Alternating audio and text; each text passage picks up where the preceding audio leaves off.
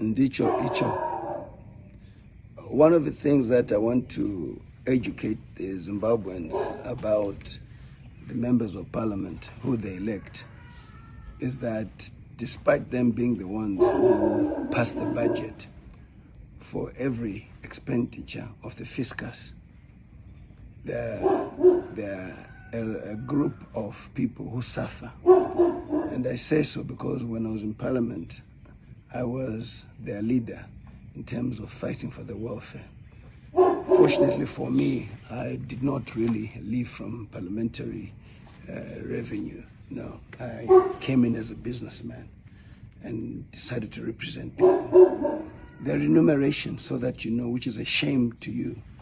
You expect people to work hard, you expect people not to be compromised, but that depends on their salaries, their remuneration. First of all, they're paid $300 per month in US dollars, 13,000 ZiG, and they're given an allowance of $50 per sitting. That's if there is a sitting. A benchmark has been done by parliament to go to various countries, Kenya, Uganda, and all that, South Africa. And you look at the average being about 2,500 of what the other members of parliament are paid. So when one then says that, they're useless and they're compromised, you also have to look at what they get paid. They're given a housing allowance of $40,000, yet ministers are given $300,000 and all that, even more. They've got one car for 5 years. Ministers are given as many cars, one off-road and the other one, which is, which is not off-road. So with that, I thought Zimbabweans today, you would know that your legislators are paid $300 per month, 13,000 ZiG and 50 sitting allowance. That's if there's a sitting allowance. How do they survive? How do they represent you well? How do they do their work without being compromised? Whenever something happens for MPs, which betters their welfare, there's a lot of noise. The MPs themselves, unfortunately, they pass the budget. They've never also done themselves a favor. And they must do that and make sure that they're well paid so that they are able to contribute effectively and represent people effectively. So, talking about the donation pledge, which Wycliffe Chivayo pledged, he did not have to go through Parliament. He is allowed to go directly to the MPs and give them the money so that they can do whatever they can do in their constituencies. These people are responsible, and all you want for is accountability. But once a donation has been made to an MP, it is within the law. But donating to Parliament is also a different thing altogether. And unfortunately, Parliament did not respond. It was a pledge. I therefore say if intention was really good, it's a welcome development for the members of Parliament to be given a donation to develop their communities. And I think go ahead with that route, because you don't have to ask anybody for any authority. Just the same way he donates to everybody, he can equally donate to members of Parliament. And when programs are being done in constituencies, they go asking for donations. They give them donations and they account for them. I used to get some donations when I was member of Parliament in Norton, and what I would do is account right back to the donor and say, thank you very much, this is how we spent the money. So I think it's unfair for you not to look at the welfare of your members of Parliament. Once again, $300 per month salary, plus 13,000 ZiG, plus $50 US. This is for a member of Parliament, and you expect them to represent you effectively and not to be compromised. And for as long as that does not change, you will not get the representation that you expect. Automatically they are compromised. Icho ndicho, ndicho icho.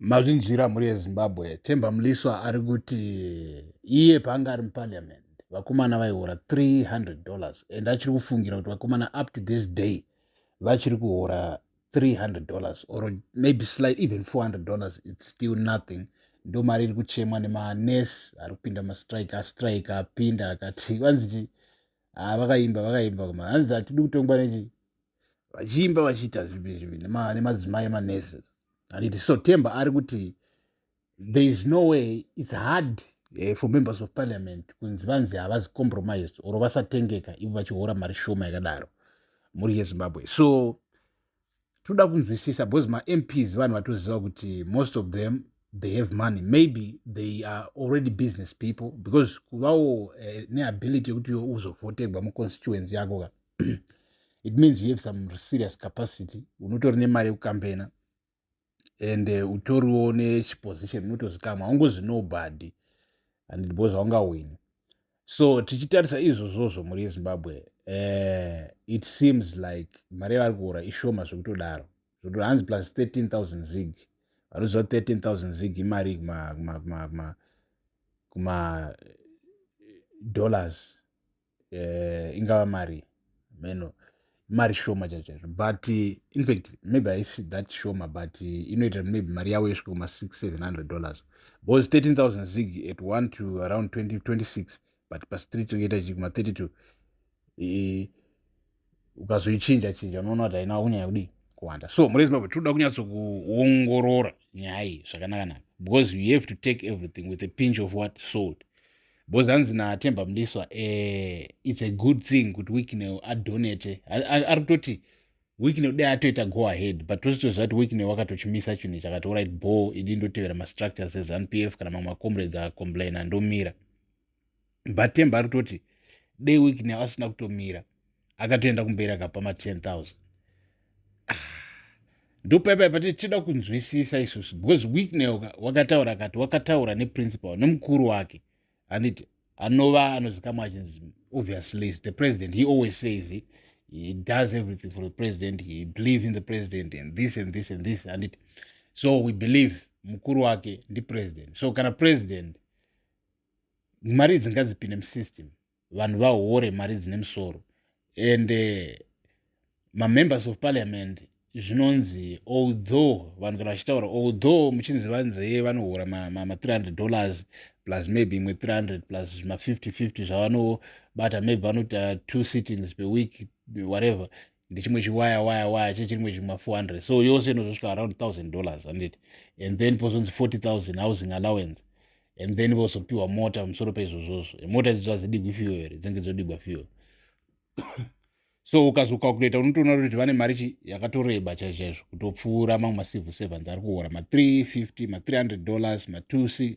ma500 and something, you know, it's mari shoma zingambobviri mwana ari kuda kuenda kuuniversity handiti chimbotaridza kuti mari dzidza uri kubvisa pauri nesi pauri teacher chichi anoita mafanisi. So isi tiri kuti nyika kana ine mari ka mari iyoyo ngaispendwe mukuhoresa vanhu because at the end of the day inongorova chiraundi yodzoka futi mumaoko egovernment through mataxes through chichi and yopinda mumaoko emabusiness people mabusinessmen odevelopa the private sector and then boom economy iri kuenda kumberi yakabalansa because unoona economy yekunzi iri kuenda kumberi ka but isiri kubenefita ruzhinji zviya zvokunzi kwanzi because kana mukati nyika yawedzera GDP kubva mu$24 billion yaku$35 billion but iwo uri kutaura mari yawedzerwa pamagold producers va-increase their outcome and the gold producers are the same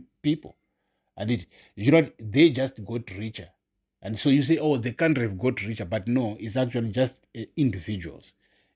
Chinonzi nyika yabudirira hazvisi zvekunzi ruzhinji regwagutsikana because kana mukahoresa vanhu macivil servants akahora ma-private sector businesses akatanga kuwana maclients macustomer anobhadhara because it's these same civil servants who are the core of the economy. When they get paid private sector succeeds and muri paona and it's important for the private sector kuti isucceed because ndo vanhu ndo the ordinary people anditi yes tiripo panapa muri yeZimbabwe pamuzinda wevanhu tichitaura zvinhu zvakakosha zvinhu zvinosimudzira nyika zvinhu zvinotiona tiri kuona vision chaiyo vision inoti vision life haingozi vision 2030 chete, what happens after 2030. So it's vision life yokuti kuda kubalansa tive nema-institutions, tive ne-balanced, country yekuti everybody is getting something. Because mukati mimi lithium yawedzera yanga ichimboita a couple of billions per year, iko zvino izvi yajamba yakumusoro, and then mu-GDP yajamba. At the end of the day, they who are in the lithium chain are the same people. You understand? So nobody is benefiting, and then the government maybe takes more collector moti mimi amene momweshi mari inoshanda chicha chero, because maybe ndo inoshanda kumbovaka maroad, which is understandable, but at the end of the day hamuna kugutsa ruzhinji.